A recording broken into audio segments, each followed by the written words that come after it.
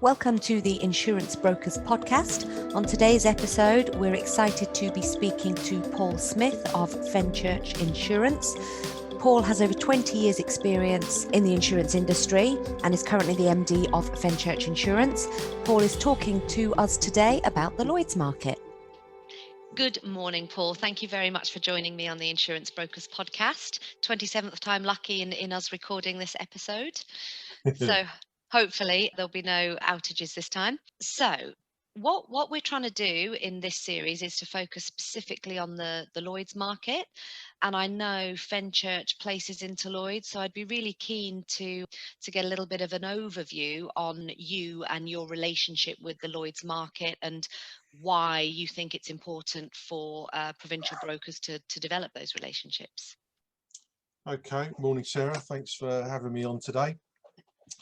So, excuse me if I'm repeating myself, but for a provincial broker such as ourselves, the vast majority of business we can place in what we call the general intermediary market, which is, you know, the big names that everybody knows, likes and trusts, hopefully. But every now and again, there'll be an opportunity or a situation whereby cases either rather large, rather unique or rather difficult, and it might not be on what the insurers refer to as their green or their amber list. And what I mean by that is the vast majority of insurers have these red, amber, green lists. Green is topical and flavour of the month, and I think they now refer to it as being vanilla, which everybody loves, which is kind of easy peasy lemon squeezy to place and underwrite. Amber is something that needs a little bit more attention and dedication and a bit more focus by underwriters insofar as they may or may not be able to squeeze that onto their policies. And then all the stuff on the red list is, in the vast majority of cases, something that the insurers just don't have an appetite for. And it's those situations and those risks that ordinarily a broker would need to walk into Lloyds or utilise the services of a Lloyds broker. So with that in mind, I've placed business in and out of Lloyds for the last 25 odd years, and we utilise the services of a fairly substantial Lloyds broker that has capacity to place risks into Lloyds and the London market for property, liability, directors and officers, PI and medical indemnity, medical malpractice risks. One of the things that you've told me in a previous conversation, which I thought was quite interesting, was about placing the same risk, and you went both to general markets and to Lloyds. So we had a risk this year, which was a fleet risk, and I'm not going to embarrass any insurance companies by publicly announcing them, but one particular mainstream insurer who will remain nameless but begins with the letter A, that I had approached for terms for this particular risk, had quoted me some premium terms, some excess terms and some cover terms, which ordinarily I thought were okay, and they'd gone on to my file whilst I was waiting and negotiating with other insurers to come up with some terms. I had, in order to cover all of my appropriate bases, also sent the same risk into our Lloyds broker, into their fleet team, and asked them if they could come out to play on this particular risk, which had a history of claims, which is unfortunate, but also had a frequency of claims as well, which I'm not going to bore you with, but by the by. And bizarrely, my Lloyds broker had approached the same company, beginning with the letter A, into the London market, and had managed to negotiate a completely different set of premium terms, but on the same excess level. And it's a case of, well, how on earth is that possible? And why do insurers not have a central database to record data on risks that are into that insurer? And surely branch A should follow branch B or vice versa. But it's just one of the anomalies and one of the vagaries of dealing with a Lloyds broker and trying to place risks into the London market. The phrase "never the twain shall meet" comes to mind, and in these circumstances it is highly possible, and has been proven yet again this year, that mainstream insurers that do have desks or the opportunity and availability to place business with Lloyds brokers will quote different terms, different premiums at different excess levels. It's just the way it goes. One of the things that has struck me through my working in and around the insurance market is how tightly knit relationships are and how they develop. And I get the sense from our previous conversations and the delving I'm doing into Lloyds at the moment that that's tenfold in Lloyds. Yeah, 100%. If you've got a good relationship and a good working relationship with your Lloyds broker, can you remind me the word entertainment in a minute? But if you've got a good working relationship with your Lloyds broker and you need something done quickly and efficiently, and in fact, you may or may not be owed a favour, or you may or may not owe a favour. It's the old adage, it's still a profession that's steeped in history. It's still a profession that's steeped in long-standing trust and relationships, and it's still a profession whereby if you've looked after somebody and given them a good piece of business that's produced profit for the underwriter, then it's quite conceivable that you can pull that favour back when you need it most. And providing you as a provincial broker, or should I say us as a provincial broker, is making sure that we fully disclose everything possible. We share as much information as we can with our Lloyds broker. There are occasions when you really do need help and assistance and support.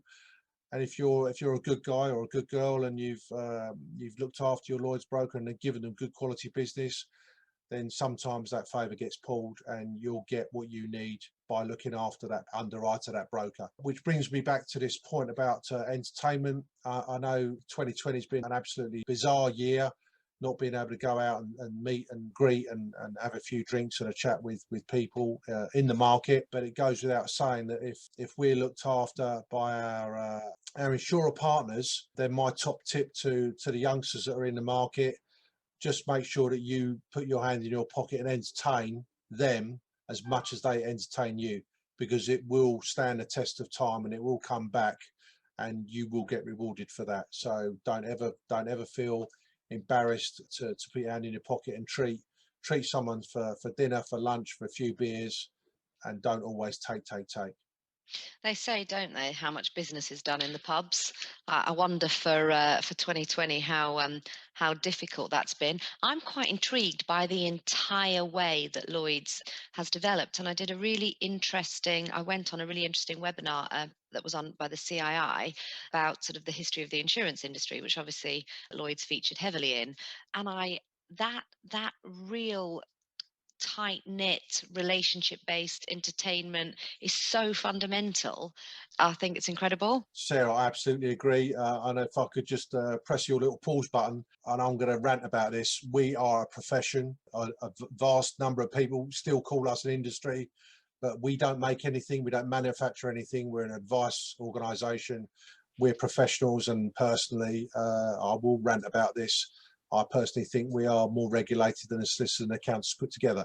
So that's my little rant over. But back to your fundamental question. In the past, and I know that there's various chair people within Lloyds that are endeavouring to clean up, if that's the right phrase, but to try and stop the amount of alcohol that gets consumed either during the day or after work, although they'll never stop that. But the amount of business that has been done historically and will continue to get done behind closed doors over a few beers, a few bottles of red and a few bottles of white, and a fairly long lengthy lunch here and there will still carry on, because it's all about the relationship. And do you know what? I'm going to make a distinction there, which I think you might agree with. So the amount of networking and relationship building that is done outside of the office, I don't. I personally, and I might get harangued for this, I don't think is a bad thing. And I also think it's not unique to the insurance industry or specifically Lloyd's. And I think maybe the cleaning up, it may well be that it's focusing on the, good business as opposed to backhand dodgy business. Doesn't have to equate directly with the amount of alcohol consumed, I don't think. And I'm coming at this from a perspective of, in a different life, I trained to be a barrister, and I don't think that I could have kept up with the amount of drinking that went on in that industry. I still don't know how people do it. It would not have done me any good. And so I do think, and you know, the barrister is also a profession that's Yeah. regulated, and you've got to jump through hoops to get your qualifications and all that kind of stuff. So I don't necessarily think the networking side is a bad thing, as long as the sort of processes are in place to make sure that there's a fairness to it, I suppose, in terms of when you're putting procedure and process in place. I wholeheartedly agree, Sarah, and I think that, you know, if you're an owner of a professional services company, an insurance brokerage, you should encourage your staff, male and female, to go out and meet with and greet with fellow industry professionals, whether they be Lloyds underwriters or provincial business development managers. And there's nothing wrong with going off site and having a beer and a sandwich, or an orange juice, or a cup of tea, or a cup of coffee, or whatever, and just chew the cud, share knowledge, share experience, get to know people. Because whether you're on the way up in that profession or whether you're on the way down in the profession, you never know who you're going to bump into, and it's very, very incestuous. People do move around the market. Good people will always rise to the top again and again and again, but don't ever cut anybody's legs off, because it will come back and bite you in the backside. And I've got a very good friend of mine recently that had his mandate pulled, his cover holder status pulled by a young guy in, as I refer to him, in the White Sock Brigade.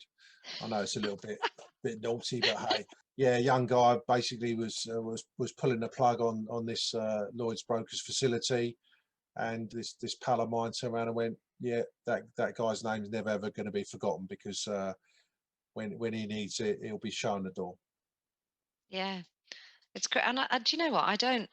Again, that, to be honest, is human nature in a lot of ways, and it's just maybe ramped up slightly in that really close network of Lloyds. I do quite a lot of work with the CII, and I've interviewed quite a lot of CII people. I've interviewed Sian, I've interviewed Melissa Collett around chartered status and bringing the insurance profession in line. I want to say academically, but I don't mean that. I mean sort of in terms of qualifications with, you know, the other professional services that we're talking about. Yeah, and I think it can only be a good thing, just to bring everything up in everyone's mind. So moving into, I'm quite interested to learn a little bit more about, if I'm a provincial broker and I want to start to develop those Lloyds relationships, which I might not have at the moment. What do I do? How do I go about that? I'm going to answer this in a couple of different ways, Sarah, if I may. The first is to provincial brokers that don't have any Lloyds relationships. Speak to your fellow peers. Speak to other local brokers in the same town, vicinity, or county.